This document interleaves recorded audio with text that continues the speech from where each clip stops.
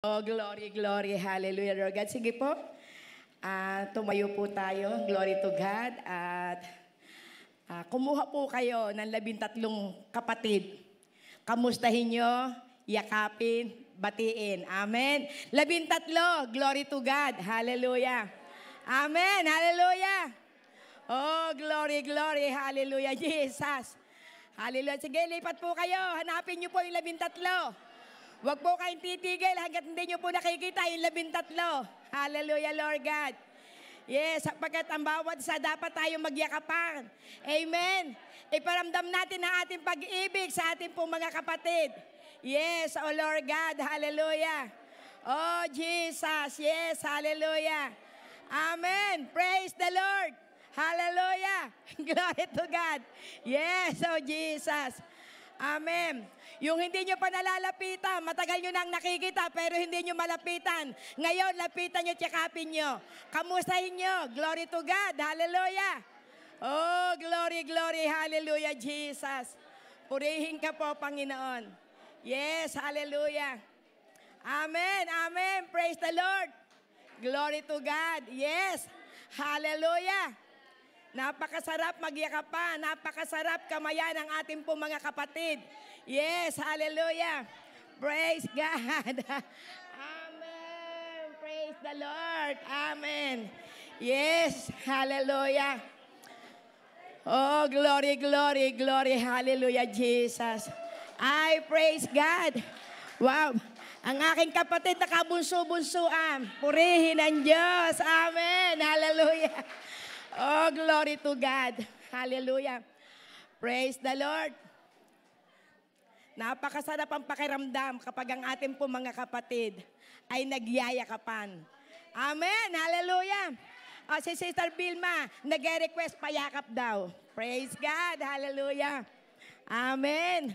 Amen. Praise the Lord. Hallelujah. Praise God. Amen. Praise the Lord. Yes, hallelujah. Hallelujah. Oh, napakabuti ng ating Panginoon. Amen, hallelujah. And that is unity. Amen. Di ba napakasarap maramdaman natin? Yung tayo nagkakaisa, nagyayakapan, nagmamahalan. Amen. At ito po ang isa pong kung saan nakikita, nagiging ebidensya na tayo po ay may puso na nagkakaisa. Amen po. Amen. Glory to God. Hallelujah. Amen. Praise the Lord. Sige po. Tayo po ay darako na po sa gawain po ng ating Panginoon. Sobrang napakaaga ng simula. Glory. Dahil birthday ko naman ngayon. Amen. Maaga tayo matatapos dahil tayo po lahat ay magkakain ng salo-salo. Amen. Lahat po tayo ay kakain na magkakasama. Amen. Glory to God. Dahil sabi ko nga po, gusto ko lahat tayo na andito. Amen. Walang nakabukod. Lahat tayo magkakasama kasi gusto ko maramdaman yung unity. Gusto ko may paramdam yung bang pag-iibigan natin. Yung tayo pinagningitian. Maaari pag ako pinag 70 years old, gusto ko. Lahat po tayo dito, meron po tayo mga table. Amen. Glory to God. Hallelujah. At yan po yung aking pong minimithi. Dahil sabi ko nga po, gusto ko po na maranasan. Dahil talagang napakasarap, napakasaya yung magkakapatiran na magkakasama. Amen? Kaya talaga po, ako po ay blessed na blessed po dito po sa topic na ating pong, kumbaga, ating pong pinag-aralan sa loob po ng isang buwan. Amen? So ngayon po tayo po ay darako po sa mensahe ng ating pong Panginoon. Glory to God. Hallelujah. Talaga pong ang Diyos ay napakabuti. Hallelujah, Lord God. Punong-puno po ng kabutihan ng ating pong Panginoon. Glory to God. Sige po, ating pong buksan po sa aklat po ng Ephesians chapter 4, 1-6. Amen. Glory to God. Sige po, ating pong babasahin po ito. Ephesians 4, 1-6. As a prisoner for the Lord, then I urge you to live a life worthy of the calling you have received. Amen. Be completely humble and gentle. Be patient, bearing with one another in love. Make every effort to keep the unity of the Spirit through the bond of peace. Amen. There is one body and one spirit, just as you were called to one hope when you were called. Praise God. One Lord, one faith, one baptism. One God and Father of all, who is over all and through all and in all. Glory to God. Hallelujah, Jesus. Purihin po ang pagkabasa ng salita po ng ating pong Panginoon. Yes, oh Lord God, sorry po, hindi ko po kayo napatayo. Anong basahin po natin ang salita po ng Panginoon bilang paggalang sa Kanya pong salita. Hallelujah, Lord God. Sige po, tayo po'y pumikit at manalangin. Yes, oh Lord God, hallelujah. O Panginoon, tunay nga po na kaibuti mo. Wala ka pong katulad. Ikaw po ang aking Diyos na buhay. Diyos na makapangyarihan. Diyos na mabuti tapat. Salamat, Panginoon, sa lahat po ng aking po mga kapatid na naririto. Salamat po sa iyong pag-ibig. Salamat sa iyong pong katapatan. Tunay nga po, Panginoon, na wala po kaming magagawa kung wala ka sa aming buhay. Bagamat kami po'y dumaranas ng iba't ibang uri ng mga tiisin sa aming pong buhay. Pero Lord God, alam po namin, Panginoon, sa kabila po, Panginoon, ang aming pong mga pagsubok, aming pong matakpuan ng kaligayahan. We find joy, Panginoon, in your presence.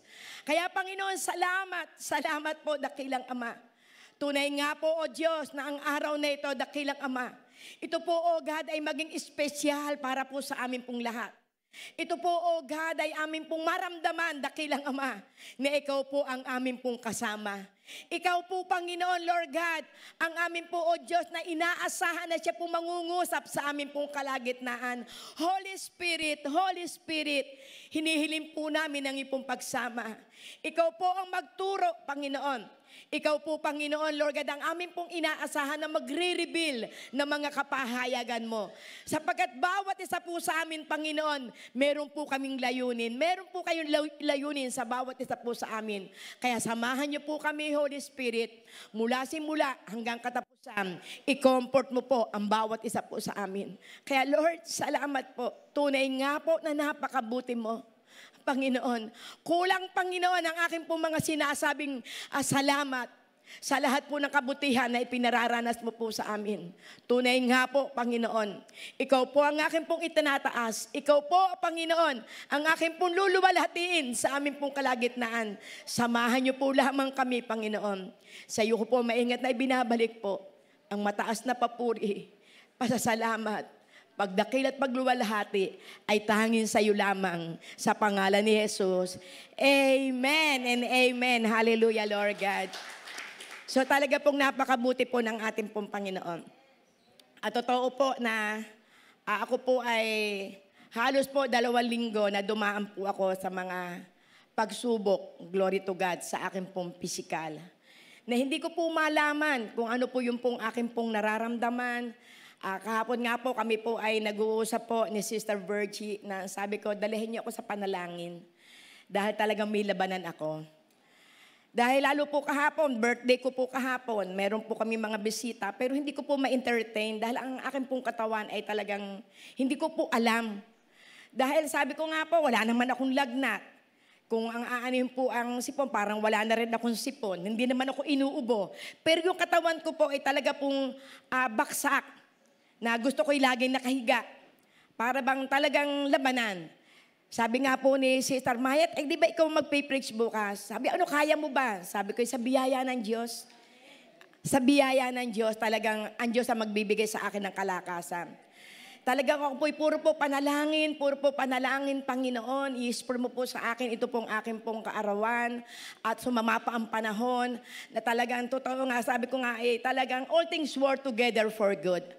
Dahil maaari, kumbaga kung maganda marahil ang panahon, ay baka mimya, kung maganda ang panahon, lalabas ako, makikipag-ano ako sa mga friends ko. Kasi para lumabas na iyon po ay reunion ng aming pong batch 1974 nung high school po.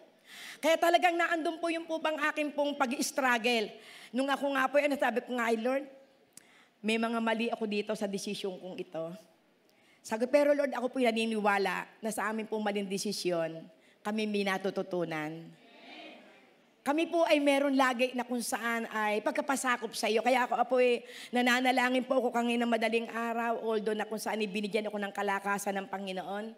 Nasabi ko, Lord, salamat, kinakatabi. Kasi pag ako po'y tumatayo, nahihilo po ako.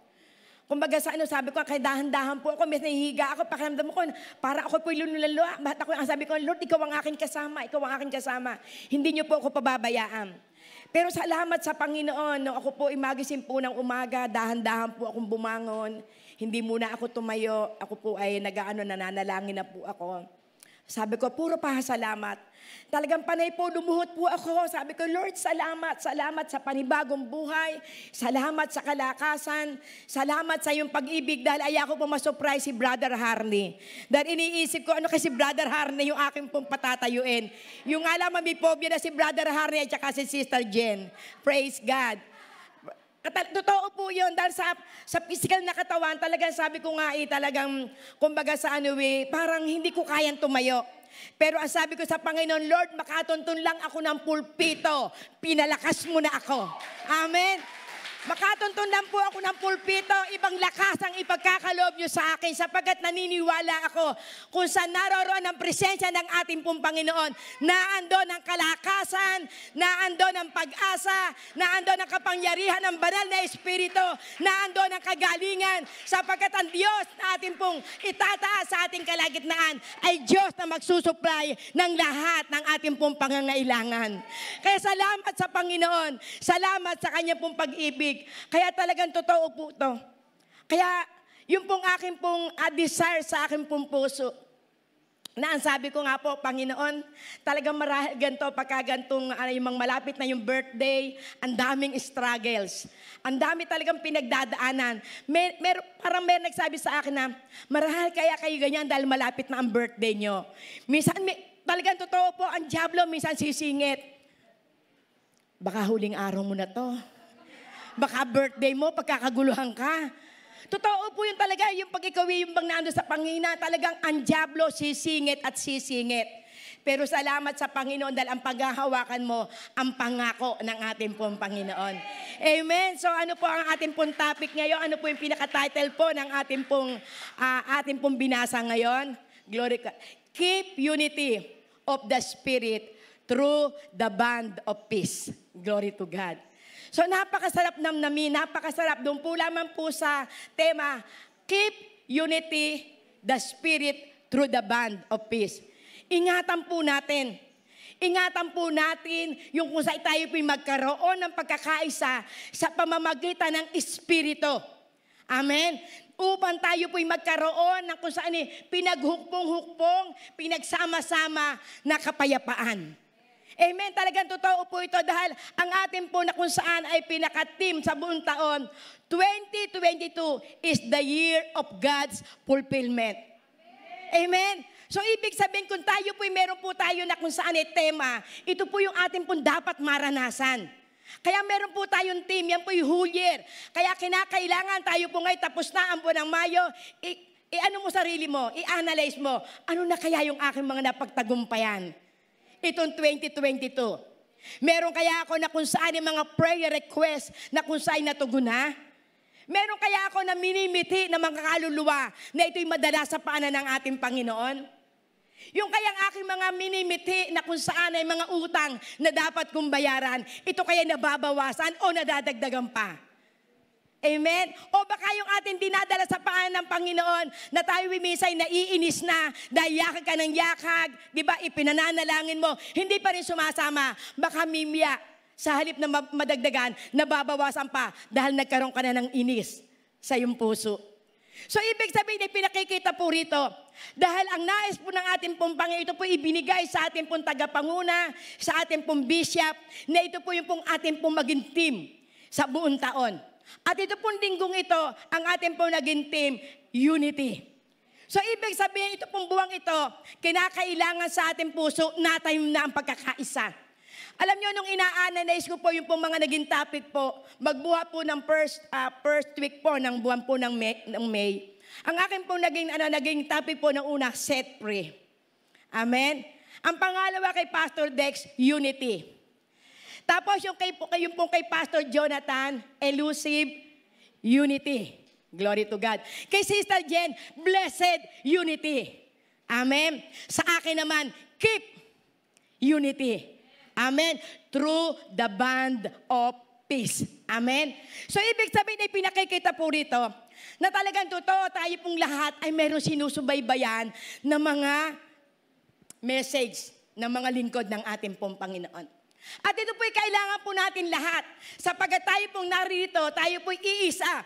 Tinawag po tayo ng ating pong Panginoon upang tayong lahat ay magkaroon ng pagkakaisa sa ating pong Panginoon. Sa Espiritu na ipinagkaloob po sa atin ng ating pong Panginoon upang tayo mabuklod, magkaisa, at tayo po ay kung saan magkaroon po ng kung saan maiting na pagnanasa na magkaroon po tayo ng kapayapaan. Amen. Sapagkat ang susi ng lahat ay kapayapaan. Dahil kung wala pong kapayapaan ang bawat isa po sa atin, paano magkakaroon ng unity? Amen. Sapagkat dito nagsisimula ang unity. Kung tayo po ay kung saan ay may kapayapaan, kung tayo may pagnanasa na kung saan ay tayo po ay maranasan po natin yung pag-ibig ng ating Panginoon, maranasan po natin yung mga pagpapala na ating pong inaasam, kinakailangan po sa ating pong puso lagi po tayo mapuspos ng banal na Espiritu.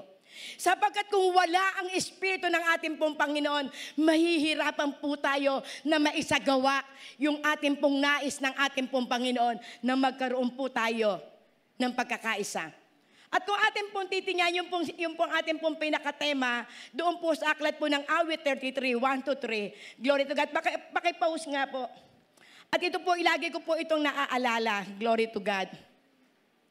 Oh, hallelujah, Lord God. Praise the Lord. Amen. How good and pleasant it is when God's people live together in unity. Glory to God. It is like a precious oil poured on the head, running down on the beard, running down on Aaron's beard, down on the collars of his robe. Glory to God. It is as if the dew of Hermon were falling on Mount Zion, for there the Lord bestows His blessings, even life forevermore. So kung ating pong titingnan po ito, napakatindi po nito. Ito pong Awit 133. Na talagang totoo po na bagamat ito po ay ilang po ang nagmensahe nito, pero hindi po maalis sa puso ko. Bagamat ako po ang aking pong topic, kinasaklat po ng Ephesians, naririto pa rin yung puso ko na talagang napakaligaya, kaiga-igaya na makita ang magkakapatid. Amen. Magkakapatid na nagkakaisa. Kaya talagang napakahalaga po yung ating pong pagyayakapan, yung ating pong pagkakamayan, yung ating pong na kung saan ayon po bang meron pang isang na nakita ko na talaga yung kanyang pagkakayakap napakasikip. O napakasarap ng kanyang pagkakayakap. Maaari ito po'y meron pong ipinaramdam siyang pag-ibig. Amen. Ang sabi ko nga po, yung hindi pong mga hindi mo pa nayayakap, hindi mo po nakakamayan, ito'y kamayan mo. Pero may nakita po ako, baka sila magkasama sa isang bahay, baka may nagkulay sila ng yakapan. Amen. Dahil nakita ko si Sister Rachel at si Brother Alan na laging magkasama, sila pang dalawa. Amen. Praise God. Hallelujah. Amen. Baka kinulang pa sila. Amen. Hallelujah. Praise the Lord. Kung ba't naman sila mag-asawa pa yung aking nakita sa dami ng aking pagmamasdan. Hallelujah. So talagang totoo po. Yan po ang bunga ng pag-ibig. Amen.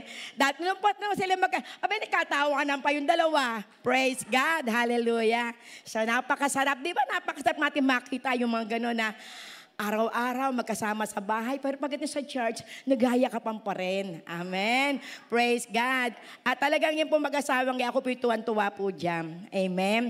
Glory to God. So tayo po'y pumunta na po tayo sa ating pong aral. Baka po malayo. Glory to God. Hallelujah. Praise God. Amen. Praise the Lord. So makikita po natin dito. At ito pong pagkakaisa, ito pong inalin tulad po ni Haring David sa isa pong mamahaling ointment. O diba? Mamahaling ointment. At kapag sinabing mamahaling ointment, ito po ay nakakaigayo. nakakaano ng pakiramdam, nakakaluwag ng pakiramdam. Kanina nga po, hindi ko po alam na si Sister Rachel ay katabi ko na. Minaamoy ako, sabi ko, ang bango. Hindi naman yun ang pabango ko. Yung pala si Sister Rachel. So, ibig sabihin, kapag ka pala yung pong ointment na mamahalin, kapag pala ito po ay nasa isa pong tao, bagamat marahali yung kaloob-looban niya, meron kang hindi nagugustuhan. Di ba minsan naman meron tayo na minsan nagkaroon po tayo ng damdamin, minsan nagkaroon po tayo ng kung saan yung parang nainis ka. Pero minsan pag naamoy mo ang bango-bango niya, parang gusto mo nang yakapin. Amen? So, ibig sabihin, ganun po pala yung ibig sabihin po dito ng oil na sinasabi po rito ni Haring David. Na yung unity, kapag ito po'y nasa isa pong iglesia, nasa loob po ng tahanan, nakakahawa, nakaka-influence. Kaya napakasarap po pala na sa ating pong iglesia, maiparamdam natin yung pagkakaisa. Kaya nga yung pong mensahe po ni Sister Jen, nung pong isang linggo, ay hindi po pwede naman kung ikay may unity sa puso mo. Sasabihin mo pagkasasabing, sis, mamamalansya tayo. Ay, may ginagawa ako. Mag-aalaga ako ng apo. Maglalaba ako. Mamimili ako. Abay, wala ang unity doon. Pero kung sa kabila ng lahat, miski yung pong apo mo na maliit, dala-dala mo sa loob ng iglesia para ikay makatulong, para maiparamdam mo yung pagkakaisa, para maiparamdam mo yung pagmamahal, para makita mo sa Panginoon, Lord, dahil may puso kami sa pagkakaisa, anuman ang aking pong gagawin sa loob ng tahanan, iiwanan ko ito sapagkat maglilingkod ako sa iyo. And that is unity. Amen. Miski sa loob po ng tahanan. Baka mimya, si tatay, si nanay, puro trabaho na lamang. Si anak, panay naman ang cellphone. Hindi pwedeng abalahin. Diba marami po, nakikita ko po, marami po nagiging problema ngayon sa loob po ng tahanan. Diba, si tatay, trabaho na ng trabaho, galing sa trabaho, ang gusto siya pa yung maghuhugas na, maglilinis ng CR. Si nanay, naglaba, nagluto, diba, namalengke. Tapos yung anak, walang ginawa kundi mag-cellphone. Bago pagka nautusan, ano ba naman yan? Ako na naman ito, hindi pa natapos itong aking ginagawang Hindi pa natatapos yung aking may kalaban ako. About ML, diba? Alam nyo, minsan ito po ang nagiging daan para magkaroon ng kaguluhan sa loob ng tahanan. Pero kung tayo po na mga magulang, tayo po na mga kabataan, glory to God, at kung ito'y ating pong maaalala, sa loob ng tahanan, napakahalaga ang pagkakaisa. Amen. Yung pagtutulungan, napakahalaga po yan. Yung nauunawaan mo, kailangan ng magulang mo kumita, kailangan ng magulang mo minsan magpahinga, kailangan na kung saan ay ang magkaroon ng isang maayos na kung saan ay produkto para ma-deliver ng ayos at kumita ng pera, ito po'y nakakaligaya. Amen. Nagbibigay kalakasan sa isang magulang na makita na ang kalamang anak ay tulong-tulong sa loob ng tahanan, anuman ang hanap buhay, sila'y nagkakaisa upang magkaroon ng pangangailangan sa loob ng tahanan. At alam nyo, ito po yung pinagpapasalamat ko sa ating pong Panginoon. Sapagkat ang aking pong mga anak, nung sila po ay mga nag-aaral, pag-araw po ng Sabado, pagka po kayo pumunta sa amin, lahat po sila tulong-tulong. Kaya ito po, kaya sabi ko nga, kapag pala ang isa pong magulang nakikita yung kanilang mga anak ay masisipag, ang nagmamahalan, nagtutulungan, anak kung saan nagdadamayan, makikita mo, ito po rin nagsisilbing kalakasan ng isang magulang. At ang pakiramdam ko, nung ako'y nagpapaaral ng aking mga anak, hindi ako napapagod. Kasi alam ng aking mga anak yung pangangailangan namin. Makikita mo dyan, meron po dyan nagdidekorasyon, may nag-repack, meron na kung sa gumagawa po ng dekorasyon para magamit po sa amin pong, sa amin pong product na ginagawa. Kaya makikita po namin, kaya ngayon ko po nare-realize lahat. At ito po yung naging patutupuan ng aking pong anak na si Abet. Alam na alam nila na araw ng Sabado kinakailangan maraming deliver. Bakit po? Pagdating ng araw po ng Lunes, lahat po sila papasok, ilan na nagmamaynila, may nag-aaral sa SPCBA, may nag-aaral sa AMA, may high school, meron sa UP Diliman, meron po dito sa pinag-aaralan ng aking po sa TUP. So, ibig sabihin, makikita po natin dito na isa-survive, bagamat kinakapos, pero napagduduktong-duktong. Amen? Kaya napakahalaga po sa loob po ng tahanan. Yung akin pong asawa, pag alis ko na po, pagluwas ko, siya na lang po maiiwanan sa bahay. Siya na po yung kung saan, siya na po yung magtatabas para po doon po ibibigay sa amin pong mananahe. Kaya minsan marami nagtataka po sa amin. Paano ito na pag-aaral samantalang ang aking asawa ay hindi na nagtatrabaho dahil sarado na ang kanyang kumpanya. Pero dahil naandun yung pagkakaisa, naandun yung pag-uunawaan, pagsunod ng aking pong mga anak, hindi namin namamalayan, unti-unti pala, na iaagdo na yung buhay. Kaya ito po yung lagi ko po sinasabi sa mga nanay na nagpapaaral, tiis-tiis lang. Tiis-tiis lang, magtatagumpay ka rin. Amen. Tiis-tiis lang. Kumbaga sabi nga, higpit ng sinturon. Kinakailangan sa isang mga magulang na nagpapaaral, wala muna luho, wala muna yung karangyaan sa loob ng tahanan, ang ating munang unahin kung ano yung priority.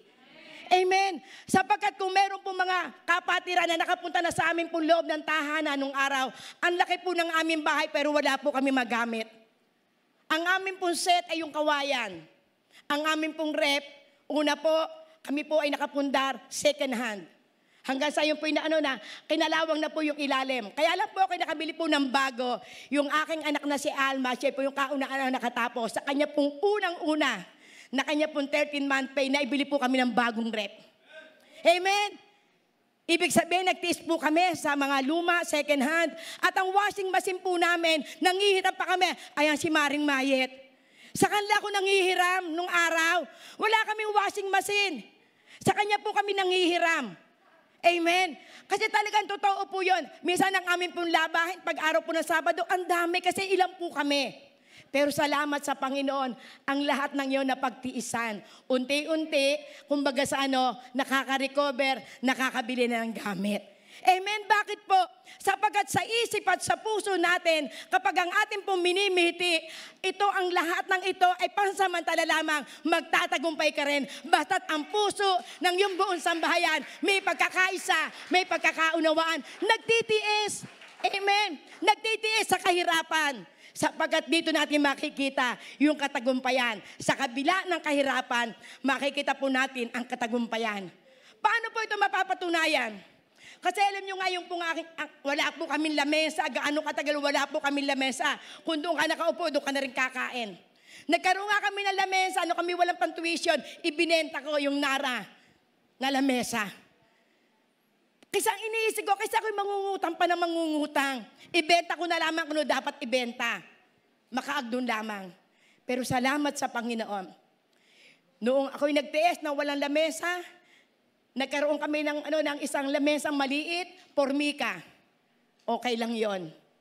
Amen? Nung malaunan, yung aking asawa ay nakabili ng noong po bang yung kahoy na makapal, yun po ang aming ginawang lamesa. Tiis-tiis. Yung upuan po, nagtiis po kami na matagal, napapag. Glory to God. Ano ang sumunod? Nagkaroon na kami ng Nara. Amen? Nagkaroon na ng Nara. Yung lamesa, nagkaroon din kami ng Nara na lamesa.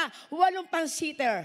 Amen? So, ibig sabihin, ipakikita sa atin ng ating pong Panginoon, kung ikaw'y nagtiis ka ng hirap, darating ang isang araw, patutunayan sa ng Panginoon, pansamantalaan lahat, mararanasan mo yung mga pangarap mo sa buhay. Amen? Kaya yan po ang nais po ng ating pong Panginoon. Kinakailangan na tayo po ay maingatan natin yung pagkakaisa na meron tayong iisang espiritu at tayo nabubuklod ng kapayapaan. Dadaloy ang pagkapala sa bawat sambahayan, sa ating iglesia, sa ating bayan, maging sa ating pong bansa. Magkakaroon po ng katagumpayan. Amen. Kaya ganyan kabuti po ang ating pong Panginoon. Amen. So kung ating po makikita, ating pong tingnan po yung ating pong pinaka-key text. Sa aklat po ng Epeso, glory to God. Amen, ayan. As a prisoner for the Lord, then I urge you to live a life worthy of the calling you have received. Alam niyo po, ito po si Apostol Pablo, kung makikita niyo po yung kanya po mga sulat, puro encouragement, puro pagkapalakas. Dahil bakit po? Nung gawain po ni Apostol Pablo ang mga sulat na ito, siya po ay nasa kulungan sa Rome. So ibig sabihin, bakit po siya nakulong? Dahil sa paghahayag ng magandang balita. Napakaganda yung puso ni Apostol Pablo. Naghahayag ka ng salita ng Panginoon, nagpapagaling ka, pero ika'y pilit na kung saan ay hinuhuli. Pero nung siya po ay mahuli, kung babasahin niyo po ang Book of Acts na andyan po lahat ang kasaysayan niyan. Nung siya po ay hulihin, siya po ay naghahayag ng salita ng Panginoon, isinakay siya sa barko, siya po ay itnuring na isa pong prisoner, at doon po sa barko, naranasan po nila ang napakatinding pagsubok. Bakit po? Noon sila po ay nasa barko, dadalhin po siya sa Rome para po siya ikulong, at ang ine-expect ni Apostol Pablo, siya po'y mamamatay na doon. Papatayin na siya doon. Pero, nagpakita pa rin ng himala ang ating Panginoon. Sa gitna po ng karagatan, nagkaroon po ng bagyo. At naandun po, kasama niya po yung po mga bilanggo. 200 bilanggo ang kasama niya. Inabot sila ng bagyo sa karagatan. Pero talagang totoo, ang Diyos ay lagi pong may plano. Natatakot po yung mga kasama niya. Ano po ang sabi ni Apostol Pablo? Huwag kayong matakot. Walang isa man sa inyo na mamamatay. Amen. Nagkaroon ng lakas ng loob ang mga bilanggo at ang lahat ng ito ay na-born again. So ibig sabihin kay nandun po lagi yung pagnanasa ni Apostol Pablo na kung saan ay bigyan tayo ng kalakasan. Na anuman na nagaganap sa ating buhay, lagi may magandang plano ang ating pong Panginoon. Kaya hindi tayo dapat panghinaan ng loob. Hindi tayo dapat matakot sa bawat sitwasyon na ating pong nararanasan. Dahil kung si Apostol Pablo po, siya po'y nagkaroon po ng takot, wala pong naligtas. 200 na kaluluwa ang naligtas. At bukod pa roon, nung sila po ay napasadsad dahil ang kanilang barko ay nawasak, sila po ay napasadsad doon po sa isla ng Malta. At doon po sa isla ng Malta, marami ding na-born again. Bakit po? Dahil nung sila po ay nagsisiga, siya po ay nakagat ng ulupong. Amen? At ang sabi ng mga tao doon, mamamatay na lang, titirik na lang ang mata niyan. Pero dahil naandun ang lakip ng kapangyarihan, naandun yung pagkakaisa ng mga bilanggo, hindi po siya namatay. Kaya ang sabi nila, may sa Diyos ang taong ito. Kaya yung mga tao doon sa islang yon, na born again. Amen. Kaya yung pong ating pong nararanasan, baka ito'y gamit ng ating pong Panginoon upang maramdaman po natin na may plano ang ating pong Panginoon sa ating buhay. Meron po siyang nais na ipaunawa na ang buhay mo ay gamit ng Panginoon para maligtas ang kapitbahay mo, para maligtas ang mga kamag-anak mo, para sila makakilala ang mga kumare mo.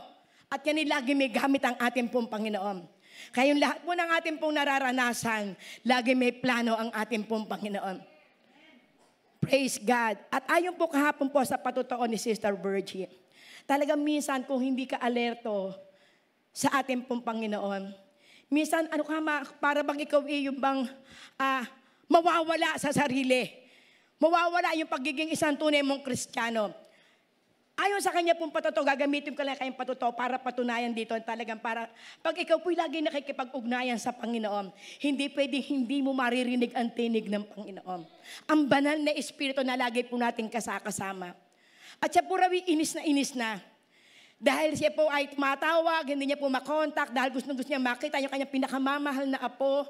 Glory to God. Siyempre, ikaw, galing ka pa ng Laguna. Ang hirap, bago ka pumunta ng Maynila, aakyat ka, bababa, aakyat, bago yung tatawagan mo, hindi mo pala makikita. Ayun pala naman, yung cellphone, ay pinaglaruan ng kanyang apo, kaya pala walang connection. Ay kung siya nga naman hindi nakinig sa tinig ng banal na Espiritu. Hindi siya nakarinig ng salita ng ating pong Panginoon. Baka siya nakapagmura o nakagalit ka o di ka nanumbat na agad. Amen? So bakit po? Sapagkat sa puso niya, naandun lagi yung banal na Espiritu na kanyang kinakausap, sinasanggunaan at siya ay nagkaroon ng kapayapaan. Amen? Kaya ito po yung nais po ng ating pong Panginoon. Glory to God. So ibig sabihin, pinakikita po rito ni Apostol Pablo na tayo po ay kung saan ay magpakaalab. Kaya sabi na, I urge you, sinasabihan ko kayo na kung saan ay ako na isang bilanggo. Ako na isang bilanggo. Ito yung pinapaabot ko sa inyo. Ito yung pinapaalala ko sa inyo. Glory to God, na tayo ay kung saan magkaroon po tayo ng kababaan, magkaroon po tayo ng kalinisan, magkaroon tayo ng pagnanasa, na kung saan ay maranasan po natin, na maingatan po natin, yung kung saan ay pagkakaisa na naandoroon, yung kapayapaan sa pakikipag-isa natin sa banal na Espiritu, upang tayo po ay maranasan po natin yung pagkakaisa sa loob ng tahanan, sa loob ng iglesia, sa ating pong lugar na kinaroroon, sapagkat sa ating pong mismo na pamilya makikita ang tunay na pagkakaisa. Bago ka makapagsalita sa mga kaibigan mo yung pagkakaisa, abay makita muna sa loob ng ating tahanan. Amen. Sa loob muna ng ating puntahanan makita ang pagkakaisa. Sa ating puntahan na makita yung kapayapaan. Sa ating puntahan na makita yung kung saan yung iniingatan natin na tayo ay magkaroon ng kapayapaan sa loob ng tahanan. Amen? At makikita po natin dito, yung pong ipinauunawa po ni Apostol Pablo. Ano po ang sabi po ng ating pong Panginoon sa aklat po ng 2 Corinthians 1, verse 17. Glory to God. Ating puntin yan, ang 1 Corinthians 17 to 18. Amen. Sapagkat isinugo ako ni Kristo, hindi upang magbautismo, kundi upang mangaral ng magandang balita. Amen. 18. Glory to God.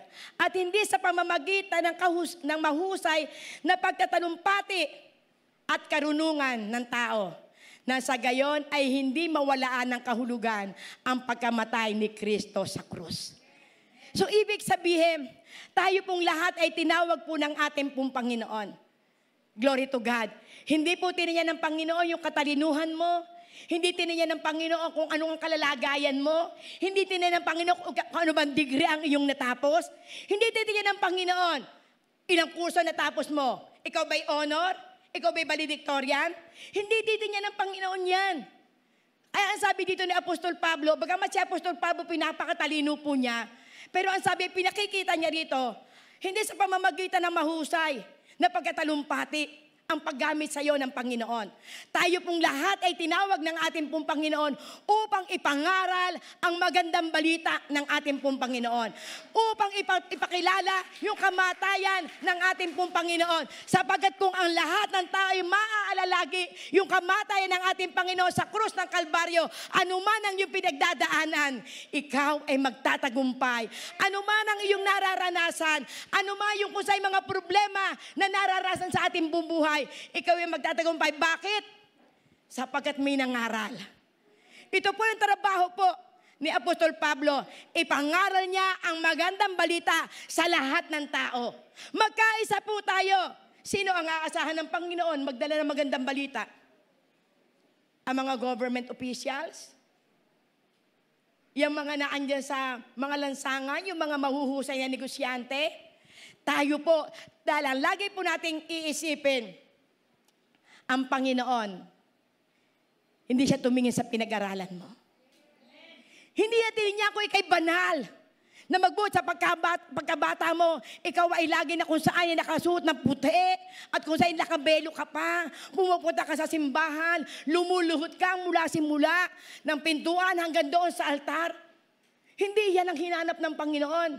Ang hinanap ng Panginoon, anuman ang buhay mo, ikaw man ay dating mandaraya, ikaw man ay dating pusakal, ikaw man ay mangungutang, ikaw man ay kung saan ay sobrang mataas na tao, ikaw may ilang beses ka nangalon niya, pero ang tinitingnan ng Panginoon yung puso mo, kung paano ka nagsisi, tinalikuran mo ang iyong mga kasalanan. Walang halaga sa Panginoon ang iyong nakaraan. Ang mahalaga sa Panginoon ay ngayon, ano ang buhay mo? Ano ang ginagawa mo? Ano ang patutuo mo? Amen? At yan po ang nais po ng ating pong Panginoon.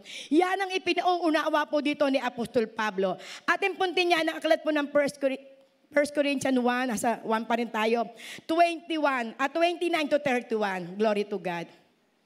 Yes, oh Jesus. Kaya't walang sino mang makapagmamalaki sa harap ng Diyos. Sa Kanya nagmula ang buhay. Taglay ninyo dahil sa pakikipag-isa ninyo kay Kristo Jesus na siyang ginawang karunungan natin. Amen? Glory 31, hallelujah. Sa pamamagitan din niya tayo'y tinuring na matuwid, ginawang banal at iniligtas ng Diyos. Glory to God. Kaya nga, tulad ng nasusulat, ang sino mang nais magmalaki, ang ginagawa ng Panginoon, ang kanyang ipagmalaki. Kaya dito po'y pinawalan sa isay ng ating pong Panginoon ang karunungan na marurunong.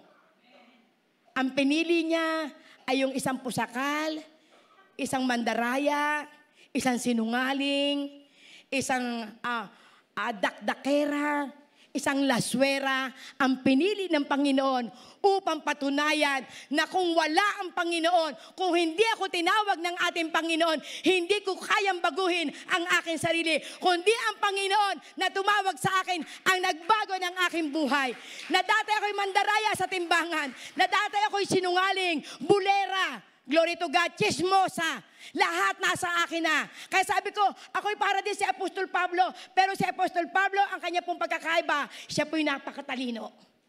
Amen? Kinilala siya na siya po'y matalino sa batas. Kinilala ang kanilang pamilya na kung saan ay matataas ang pinag-aralan. Pero siya, sa kanya, itinuring niyang isang basura. Sapagkat siya'y nagpakababa, sapagkat ang kanyang ipinagmamalaki, dahil kay Kristo, tinawag ako. Dahil kay Kristo, kinahabagan ako. Dahil siyang mamamatay na kung saan yung mga Kristiyano ang kanyang pinapatay. Ang akala niya'y tama ang kanyang pananampalataya. Pero nakita niya, ang lahat ng ito pala ay sukal sa paningin ng ating Panginoon. Amen? Kaya nung tawagin ng ating pong Panginoon, si Apostol Pablo, siya ay napasubsob. Ang last na kanya pong ginawa ay yung pong ginawa niya kay Stephen. Ano po ginawa niya kay Stephen? Dahil sa siya po ay naandun yung kanya pong eagerness. Naandun yung kanya pong maalab na pagnanasa na ang lahat ng mga mananampalataya ay kanyang mapatay. Dahil ang kanyang inaakala kapag ikay nakapatay ng isang Kristiyano, ito'y handog mo sa Panginoon. Pero nung dumating ang isang araw, kinausap siya ng Panginoon sa aklat po ng Acts 8, doon po sa road of Damasco, narinig niya ang tinig ng Panginoon, Saulo, Saulo, bakit mo ako pinag-uusik? Doon po naunawaan ni Apostol Pablo. Kaya nakita po natin dito, yung buhay po ni Apostol Pablo, ito po'y napakalaking patotoo sa ating pong buhay. Sapagkat siya po na kung saan ay napakatalino, siya po na kung saan ay itinuring, na kung saan kinikilala, dahil siya po ay isa po na kung saan siya po rin ay kabilang sa mga Hudyo. Pero nung maunawaan niya na siya pala ay isang makasalanan, narinig niya ang tinig ng Panginoon, Saulo, Saulo, bakit mo ako pinag-uusig? Ano po ang sabi po ni Apostol Pablo? Panginoon, ikaw ba yan? So ibig sabihin, miski pala siya pala ay matalino, miski pala siya ay kung saan ay kilala, halos ng batas sa ulo niya, yung Book of Law or yung Pentateuch, o the Book of Moses, sa ulo niya po lang lahat yan. Pero nakita niya, siya pala isang marumi sa harap ng ating pong Panginoon. At doon niya nakita, doon niya naramdaman ang pag-ibig ng ating pong Panginoon. Kaya siya po'y naandun yung kanyang kaalaban na mangaral ng magandang balita. Dahil nakita niya, kung hindi siya tinawag ng Panginoong Hesus, kung hindi niya naunawaan na siya pala ay may tawag sa ating pong Panginoon, kung hindi niya naunawaan, siya pala gagamitin sa mga hintil upang ipakita na talagang totoo, siya pala tinawag na isang apostol ng ating pong Panginoon. Glory to God, hallelujah. So ano po ang sabi po rito? Kung kayo po'y magmamalaki, ipagmalaki niyo ang ating pong Panginoon. Amen? Kung ano man yung ipagmamalaki niyo, ang ipagmamalaki nyo dahil sa Panginoon, dahil sa kabutihan ng Diyos.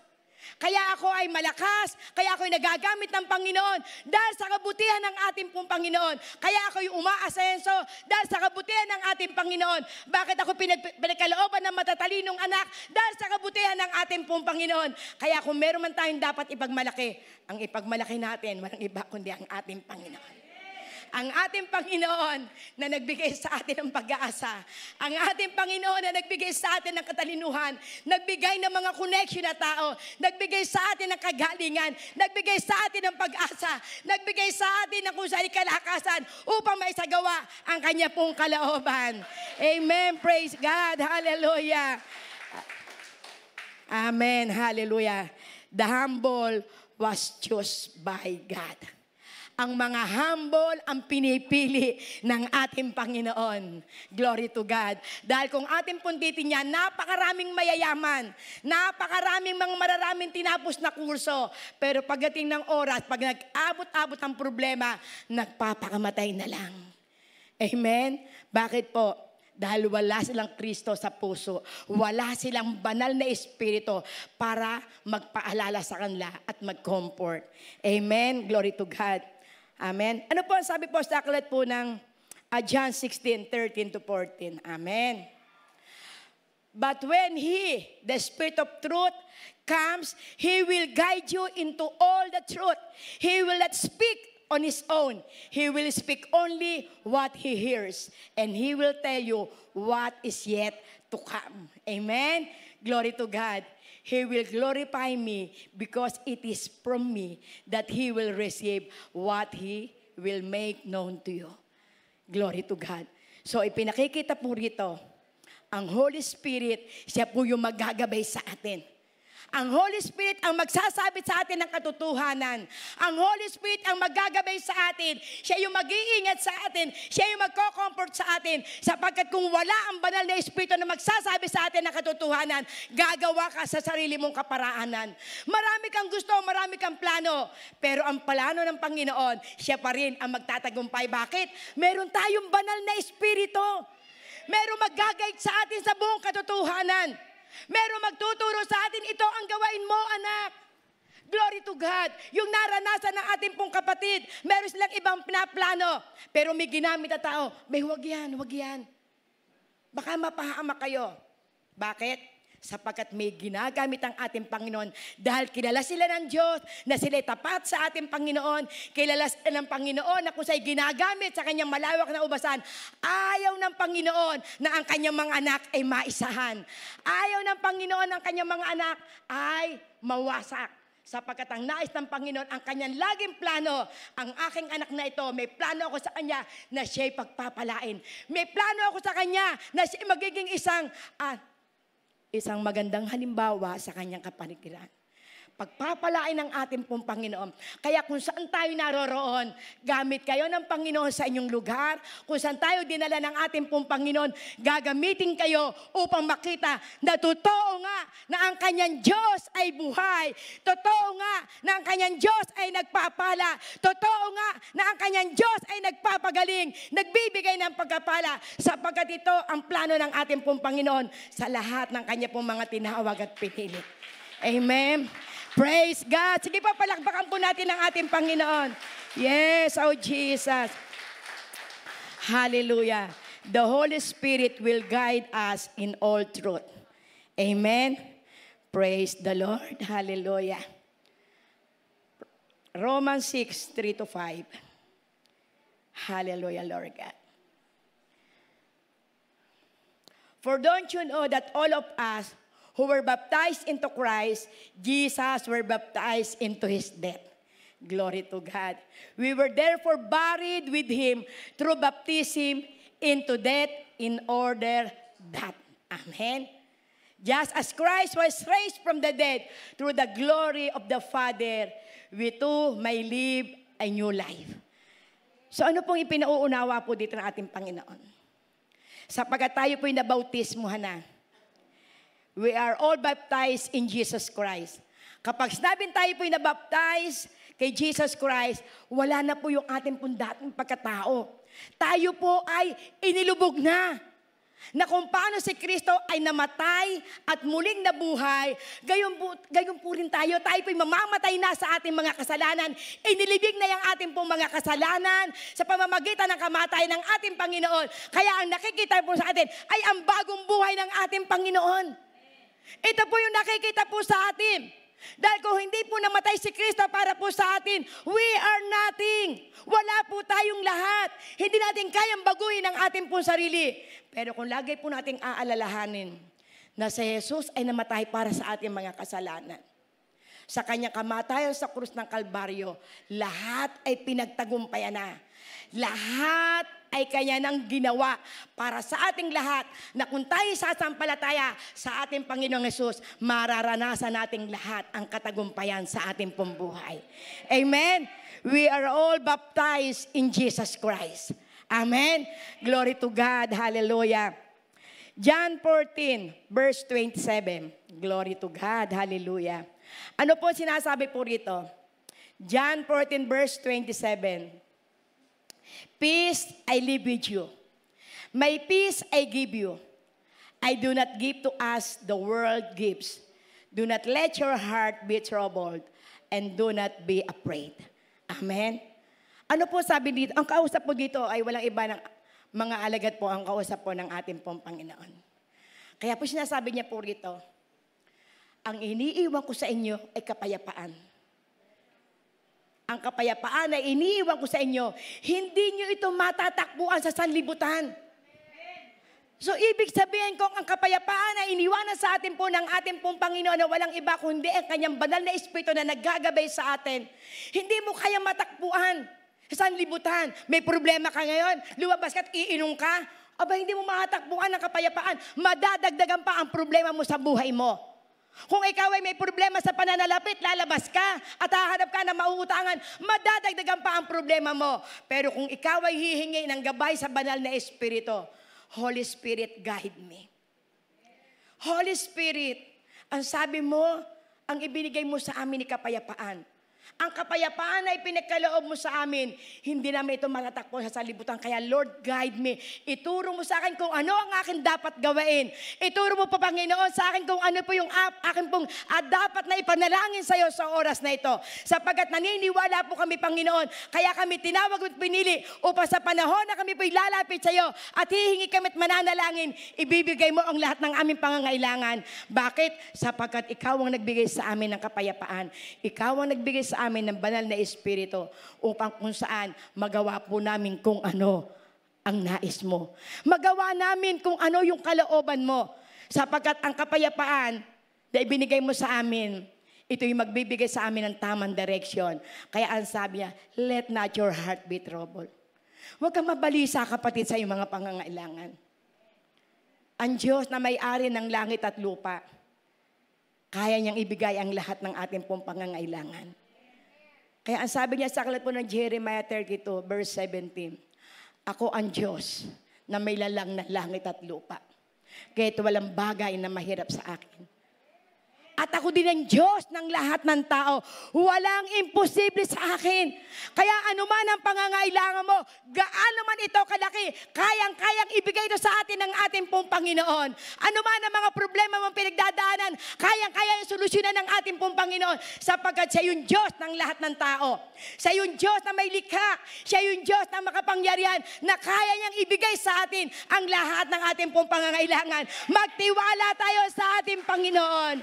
Lumapit tayo sa Kanya sapagkat nasa Kanya ang kapayapaan. Amen. Glory to God. Hallelujah, Jesus.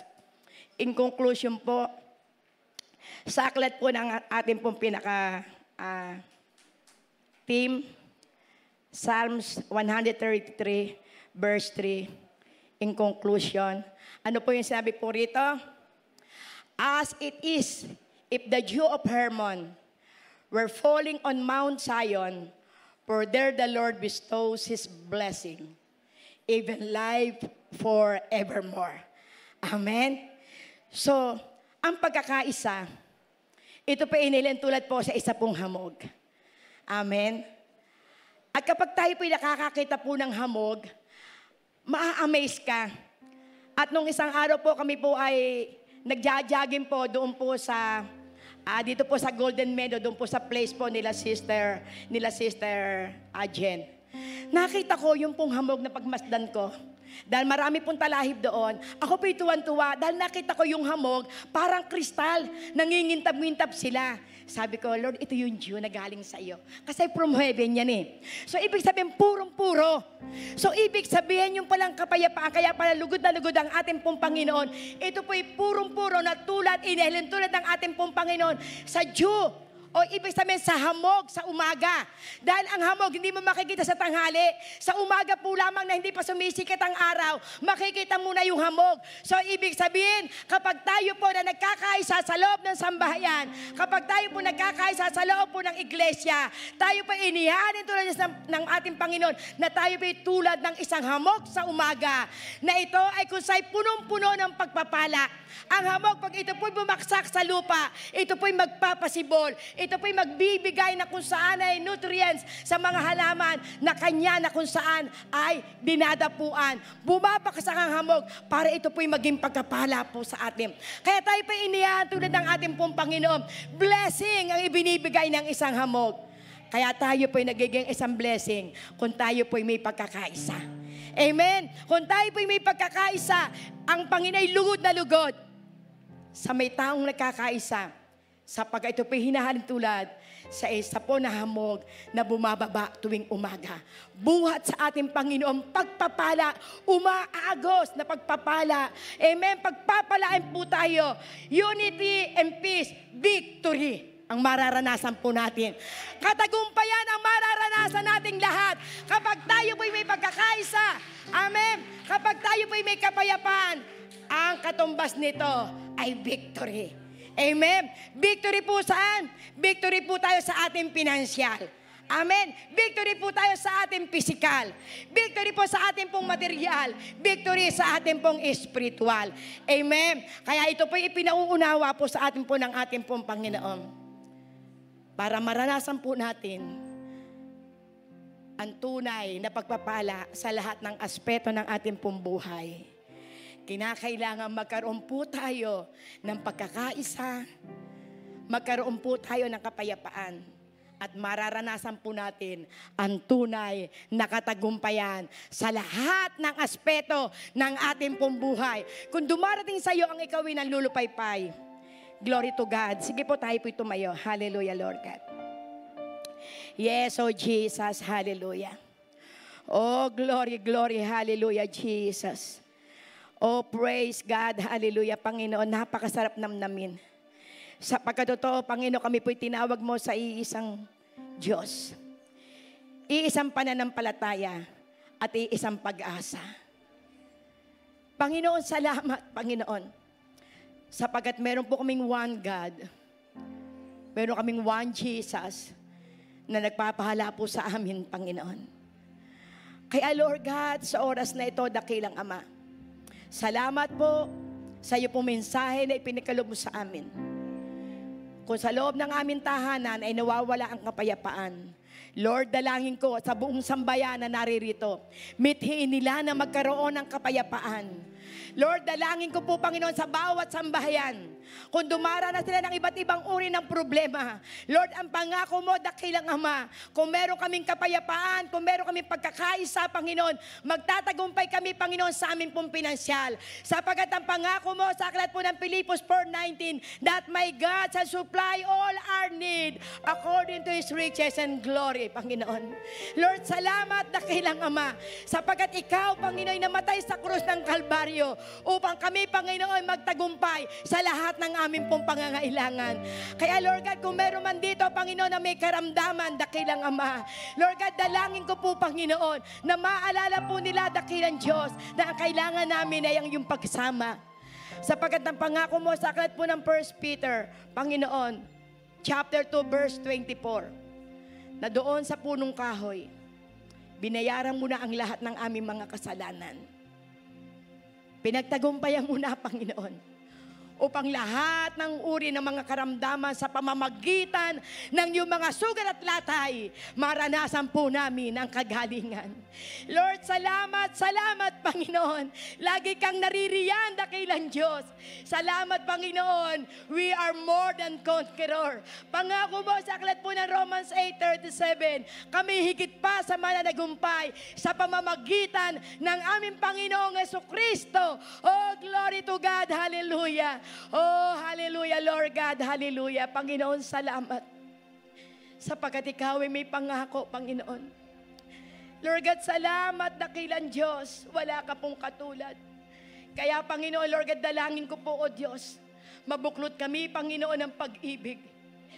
Maging tulad kami ng isang walis, Panginoon, na sama-samang sasamba sa iyo, sama-samang magpupuri, sama-samang gagawa, Panginoon, sa iyo pong kalooban. Kaya, Panginoon, Lord God, kung meron man dito, Panginoon, Lord God, na naandun sa pananamlay, Lord, ikunik mo po sila, Panginoon. Ikunik mo po, dakilang Ama, upang maranasan po nila, Panginoon, ang tunay na kapayapaan. Kaya, Lord, salamat. Bigkisin mo kami, Panginoon, ng iisang pag-ibig. Bigkisin mo po kami, Panginoon, ng iisang pananampalataya. Bigkisin mo po kami, Panginoon, ng iisang pag-asa, sapagkat ikaw lamang ito, Panginoon. Kaya, Lord, salamat po. Salamat, salamat po, Panginoon. Salamat, salamat po, O Diyos. Tunay nga po na kaibuti mo, Panginoon. Oh, hallelujah, Lord God, hallelujah. Yes, oh Jesus. Oh, rababababa, siki, rarabasyande.